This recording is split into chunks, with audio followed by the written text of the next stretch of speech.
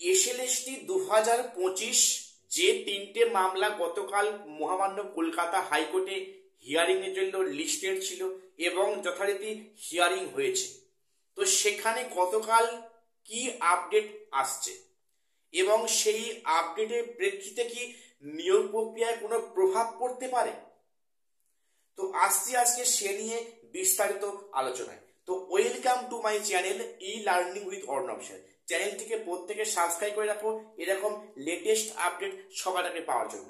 দেখো, গতকাল কলকাতা হাইকোর্টে এক্সপিরিয়েন্সের 10 মার্কস নিয়ে তিনটে মামলার শুনানি হয়। প্রথম মামলা ছিল কি যে এক্সপিরিয়েন্সের 10 মার্কসটা কি আদৌ দেয়া যুক্তিযুক্ত। সেকেন্ড মামলা কি ছিল যে এই এক্সপিরিয়েন্সের 10 মার্কসটা কখন দেয়া হবে, ইন্টারভিউ আগে না ইন্টারভিউ পরে। থার্ড মামলা কি ছিল যে সেক্ষেত্রে 2016 ইন সার্ভিস যোগ্য শিক্ষকরা মামলা করেন বেসিক্যালি একাদশ দ্বাদশের ক্ষেত্রে। তাদের বক্তব্য যে এক্সপিরিয়েন্সের 10 মার্কস নবম দশমে যারা এক্সপিরিয়েন্সের 10 মার্কস পাওয়ার যোগ্য তারা যেন কখনোই সেই মার্কস যেন একাদশ দ্বাদশের ক্ষেত্রে অ্যাপ্লিকেবল না হয়। তো এই তিনটে যে মামলা গতকাল হাইকোর্টে শুনানি হলো, সেখানে কি তথ্য উঠে এলো, সেখানে কিন্তু আশানুরূপ কোনো তথ্য আমরা পেলাম না। সেখানে কিন্তু বিগ মানে নিট ফলটা বিগ জিরো। অর্থাৎ গতকাল হাইকোর্টে শুধুমাত্র শুনানি হয়েছে, উভয় পক্ষের শুনানি শুনলেন মানে মাননীয়া অমৃতা সিনহা ম্যাডাম। তো উনি শোনার পর কিন্তু পরবর্তী নেক্সট ডেট ধার্য করলেন যে 28শে নভেম্বর তারিখে। এখন প্রশ্নই 28শে নভেম্বর তারিখ কেন? দেখো, সেখানে যেটা জানতে পারলাম যে আগামী 24শে নভেম্বর তারিখে কিন্তু মহামান্য সুপ্রিম কোর্টে এই সংক্রান্ত একটি মামলা হিয়ারিং হবে এবং সেখানে সেই হিয়ারিং এর পরে বিচারপতি কি মানে মন্তব্য রাখেন বা সেখানে কি অবজারভেশন হয় তার ভিত্তিতে কিন্তু সেখানে 28শে নভেম্বর তারিখে কলকাতা হাইকোর্টে একটা ডিসিশন নেওয়া হতে পারে, এমনটি খবর। তো এখন যে ডেট পড়লো 28শে নভেম্বর তারিখে, তো সেক্ষেত্রে কিন্তু অনেকে চিন্তায় পড়লো যে এর মধ্যে কি ডকুমেন্টস ভেরিফাই কাজ কি সম্পূর্ণ করা যেতে পারে নাকি সেক্ষেত্রে কোনো আইনি সমস্যা থাকতে পারে। দেখো, এটা নিয়ে অনেকে চিন্তা করছো।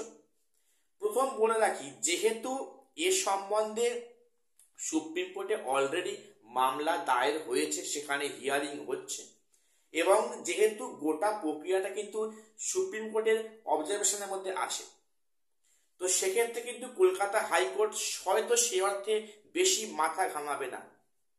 ঠিক আছে, তো এখানে বলে রাখি, যেহেতু এই মামলায় কোনো স্টে অর্ডার হয়নি, সেহেতু কিন্তু রাজ্য সরকার বা কিন্তু কমিশন চাইলে যে কোনো সময় কিন্তু ডকুমেন্টস ভেরিফাই এবং ইন্টারভিউ লিস্ট প্রকাশ করতে পারে।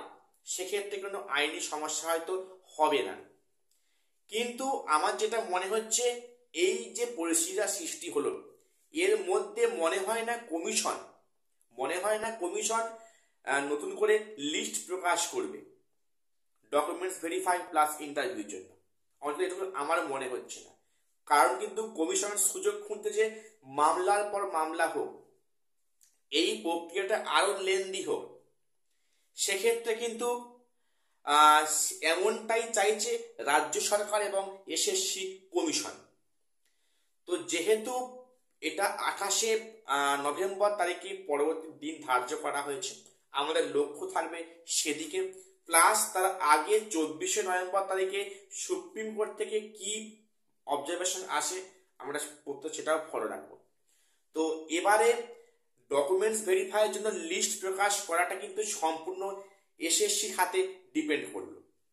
সেখানে কিন্তু ওনারা বিভিন্ন আইনি জটিলতা কিন্তু মানে ফাঁকি দিয়ে ওনারা ব্যাপারটা চেপে যেতেও পারে, আমার এমনটাই মনে হচ্ছে। দেখো, দীর্ঘ 10টা বছর এসএসসি পরীক্ষা হয়নি, যদিও পরীক্ষা হলো সেখানে একাধিক প্রশ্ন নিয়ে সমস্যা, প্রশ্নচিহ্ন, সমস্ত নিয়োগ প্রক্রিয়া নিয়ে একটা প্রশ্নচিহ্ন। কোথাও কি মনে হচ্ছে না যে এগুলো সবটা একটা মানে প্ল্যান মাফিক হচ্ছে, যাতে প্রক্রিয়াটা ডিলে হয়, যাতে করে মানে চাকরি প্রার্থীদের মধ্যে একটা সমস্যা তৈরি হয়, যেটা এখন বর্তমানে হচ্ছে ইন সার্ভিস ভার্সেস ফ্রেশার্স। তো সবটাই কিন্তু প্ল্যান মাফিক বলে আমার মনে হয়। সেক্ষেত্রে যদি কমিশন এবং যদি সরকারের ইচ্ছা থাকতো, কিন্তু পরীক্ষা প্রক্রিয়াটা এমন করতে পারতো সেখানে কোনো কেস হওয়ার সম্ভাবনা থাকতো না। তো আমার এটুকুই বক্তব্য। তোমরা প্রত্যেকে তোমাদের নিজস্ব মতামত আমাকে কমেন্টস বক্সে কমেন্টস করে জানাবে যে তোমাদের কি মনে হচ্ছে, তোমরা কি আমার সাথে একমত, হ্যাঁ কি না। তো এখন যা পরিস্থিতি, কিন্তু 31শে ডিসেম্বরের মধ্যে আমার মনে হয় কোনো মতেই একাদশ দ্বাদশেরও মানে নিয়োগ প্রক্রিয়া সম্পূর্ণ হবে না। 9টা আমি বাদ দিলাম, কারণ দেখো সুপ্রিম কোর্টে যেহেতু এটা বলেছিল যে 31শে ডিসেম্বর লাস্ট ডেট এই প্রক্রিয়া সমাপ্ত করার, সেক্ষেত্রে কিন্তু কমিশন যুক্তি দেখাবে যে তার মধ্যে হাইকোর্টে কেস ছিল, শিক্ষার্থীরা হাইকোর্টে চ্যালেঞ্জ করে কোশ্চেন করে মানে বিভিন্ন মামলা করেছে, সেক্ষেত্রে এদের বড় একটা জায়গা অবশ্যই আছে। কাজেই আমার মনে হয় একাদশ দ্বাদশ কিন্তু ভোটের আগে কোনো রকমের নিয়োগ মানে দিতে পারলেও কিন্তু 9-10টা মনে হয় সম্ভব হবে না ভোটের আগে। আর যদি একবার ভোট পেরিয়ে যায় তাহলে মনে রাখো আগামী 3 থেকে 4 বছর কিন্তু নিয়োগ প্রক্রিয়াটা পুরো স্টপ থাকবে। কাজেই এখন সম্পূর্ণ ডিপেন্ড করছে পরবর্তী ডিসিশন কোর্ট থেকে কি আপডেট উঠে আসে সেখানে। তো আজকে আমার এটুকু আপডেট দেওয়ার ছিল। প্রত্যেকের চ্যানেলটা সাবস্ক্রাইব করে আমাদের পাশে থাকবে। এখানে শেষ করলাম, দেখা হচ্ছে পরে কোনো আপডেট নিয়ে।